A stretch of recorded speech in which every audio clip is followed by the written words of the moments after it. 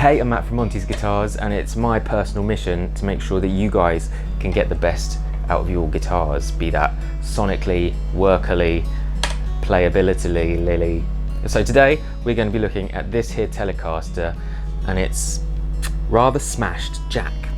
So this thing, we're going to have to replace this. We've got a replacement part from All Parts here, so that should go straight on, and this one's a metal one, so it'll be a bit harder. Also, the jack that comes with these as standard isn't the greatest.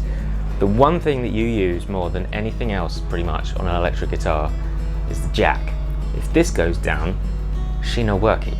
So it's always good to get a good quality one. And these ones here, this is made by a company called Switchcraft. It's really good. It's industry standard basically. What we're gonna do, we're gonna take all the old gubbins out. Let's take this. It's always good to have a little pot or place to put all your parts. That way you don't lose them or spend hours searching on the floor for them. May have done that once or twice. Right, so the plate's off, but getting hold of the jack inside can be a bit tricky. So one method, literally just stick your screwdriver in, put it through, you should be able to fish it out. Right, now here, you can see that the live wire here is fine, still attached. The black wire, which is the earth usually, is ripped off. Now this happens usually because the jack gets loose and then you try and tighten it up from the nut on the outside. But what you're actually doing, I mean, you may get it tight, but you tend to just sort of spin it around, and that then makes the wires get tight, and as they get tighter, they then pull off from somewhere. And it's usually the ground, and that's when you'll get your guitar will just go and lovely noises like that. So we're going to fix that. Let's take this control panel off.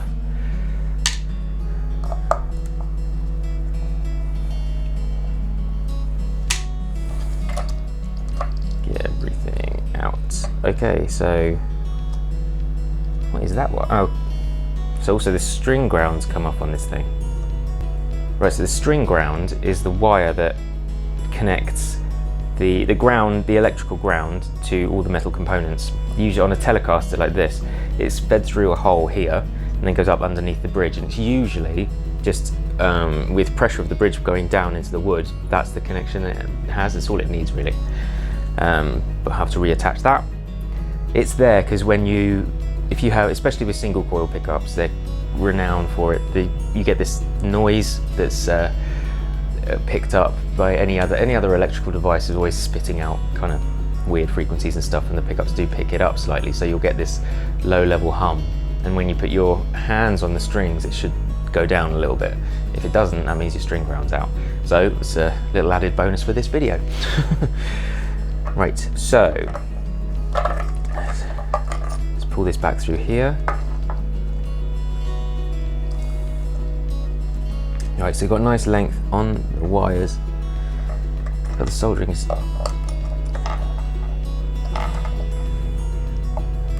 all a bit.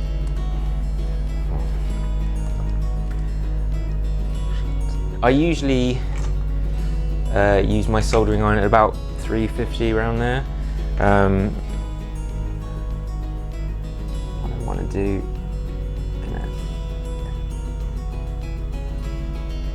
take this off here. Might actually trim those down. Just got my side cutters and my wire strippers.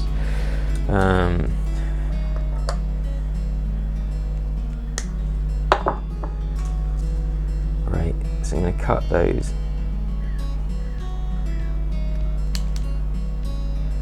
Strip off about 5 mil, something like that.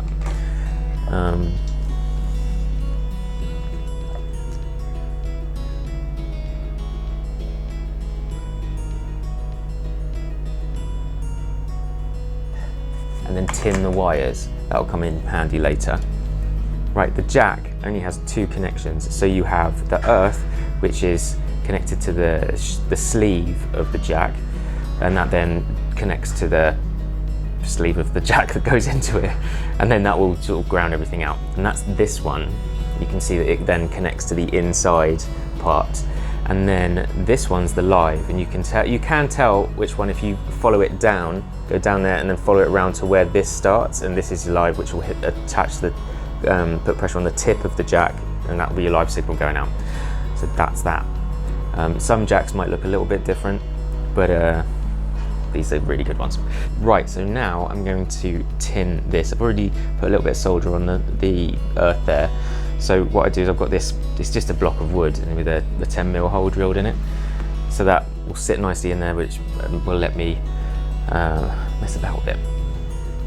So heat the metal up, and then I put my solder onto the iron itself, leave it on for a little bit. That should be enough. Right, so now, again, we've got the live side, so the white on this guitar. That's it.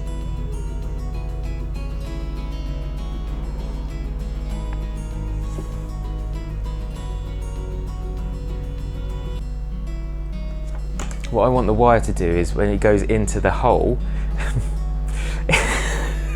what I want the wire to do, so if you've got the hole, like this, you want the wire to be connected physically as well. So I have it, don't just go in, have it at an angle, so the wire itself is touching the top and the bottom. That way there's a physical connection there, and if the solder, if the solder joint fails for any reason, you're more likely for the wire to actually stay in there. I mean, it's less important on guitars because there's no high voltages, but I learned that trick from Jesse at Lazy J, and he deals with big time voltages, and it makes your wiring a lot easier. So I've put it in, put it down like that. If you want to, you can squish it, and that should stay there.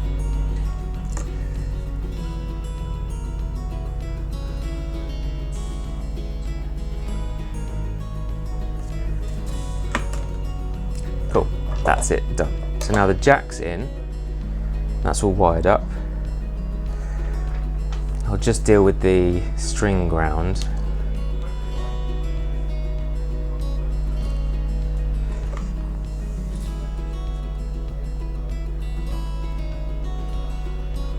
Right, that's nice.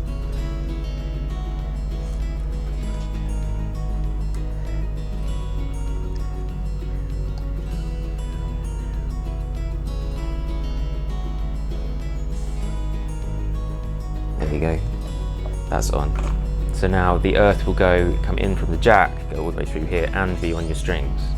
Alright, so on the jack you've got three things typically. You've got one of these, this is called a locking washer or a star washer. What that is it's got sort of bent metal bits which then dig into whatever it's squished between and stops your jack vibrating loose.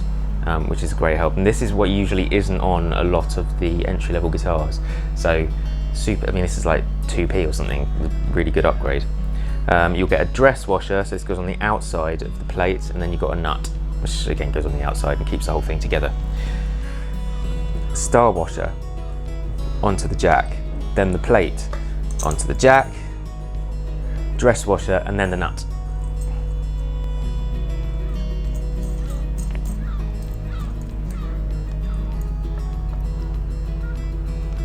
Doing it quite fairly tight because you don't want this coming loose. Now the big question is, do the holes line up? Should have checked that first really.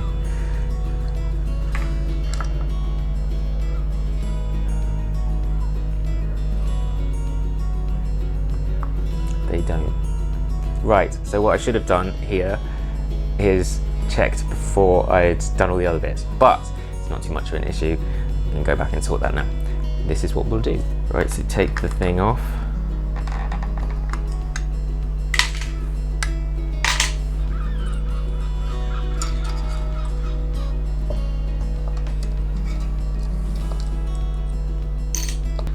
Cool, so to fill the holes, what I'm going to use is these, which are bamboo skewers actually, barbecues. Really, really handy when you're doing this.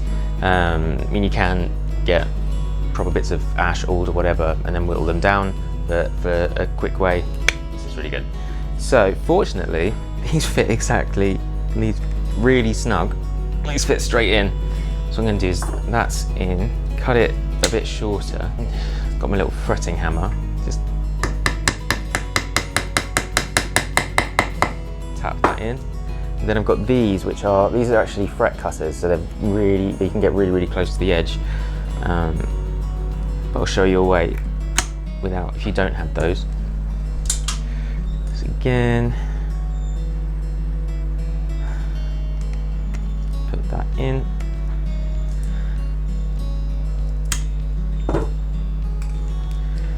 So tap this down. Because let's say you don't have those, which most people wouldn't, just get any old cutters and cut it as kind of close as you can. Leave a couple of mils, maybe. And then the best thing to do is you get a Stanley blade or razor blade or something like that. These are the ones we use here. And what I'm going to do is cut down the end, once this way and then that way. So you get this crisscross pattern. And you take it all the way to the lacquer. Don't push too hard into the lacquer, obviously. So that's gone down that way. Now we're going to flip it 90 degrees.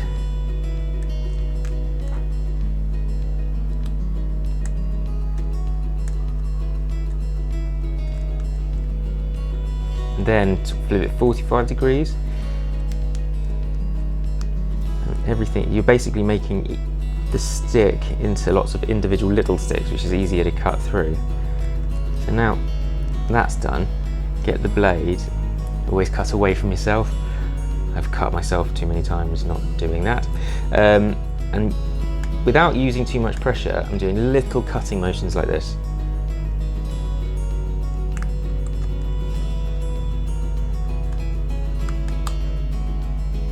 You can see they're all going away.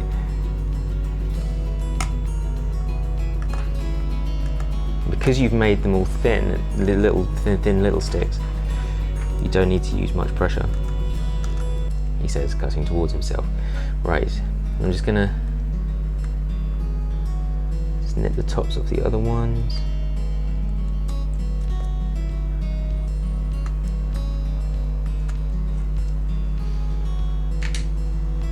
Cool, so that's all done. You can put some glue on those. Those particular holes were super tight, so there wasn't any real need. Going to use glue, I would typically use something like a tight bond or wood glue, something slow acting. Give yourself time to get them in and whittle them around and stuff. I'd recommend actually putting, when you're marking up holes for something like this, put the plate on the jack and mark it up that way, because that way, I mean, most of the time you'll be fine, you won't need to worry, but sometimes the holes can be quite, like the jack hole itself can be quite slim, so you want, if you get it out of whack, then it may not fit, basically.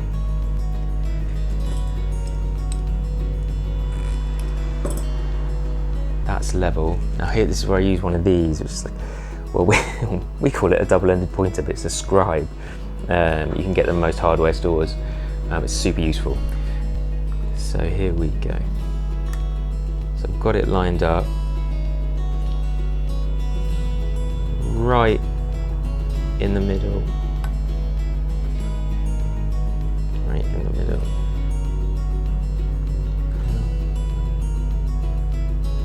Right in the middle. So now you can see where the holes are, hopefully. So we just got to drill those out, and then should be straight in. Where bloody screw's gone?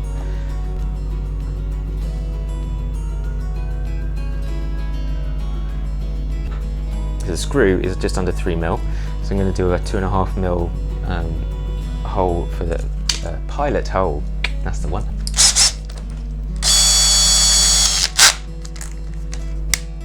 It's another little trick.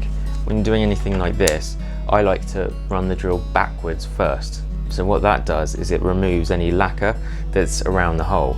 Otherwise, what you can do, especially not so bad with small holes, but when you're dealing with bigger ones, if you go straight in, the drill can actually rip up the lacquer, and especially on something like this where the lacquer is it's a plastic, it can shatter or pull it away from the wood, and that's when you get it delaminating and you get these cloudy patches.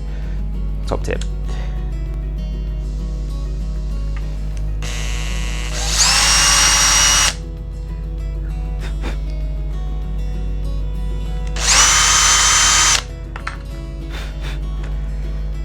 So hopefully you'll be able to see, I've gone all the way through the lacquer, which on these guitars is actually a lot thicker than you think, and down to the wood. So now hopefully when I drill into it, I'll be missing out all that lacquer.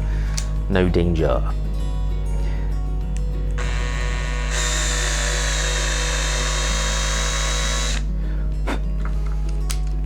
Same again.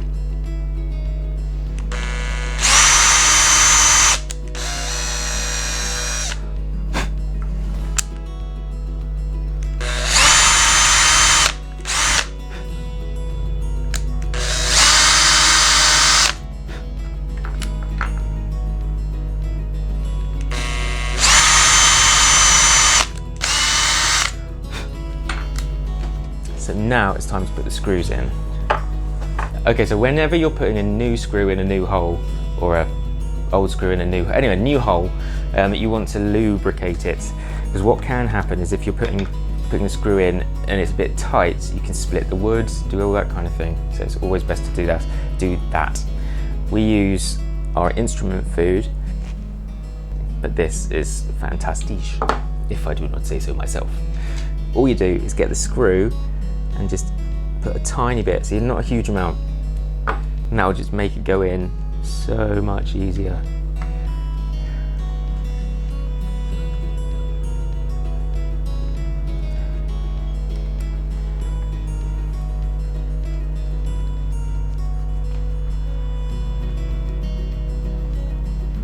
There you go.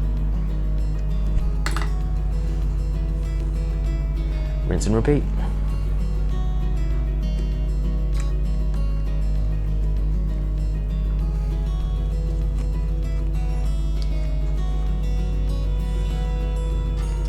And there you go, all fitted. So just got to clean it up, get my grubby mitts off it, check it works, and that should be all done. Right, first things first, let's check it. Helps if your amp's on and plugged in.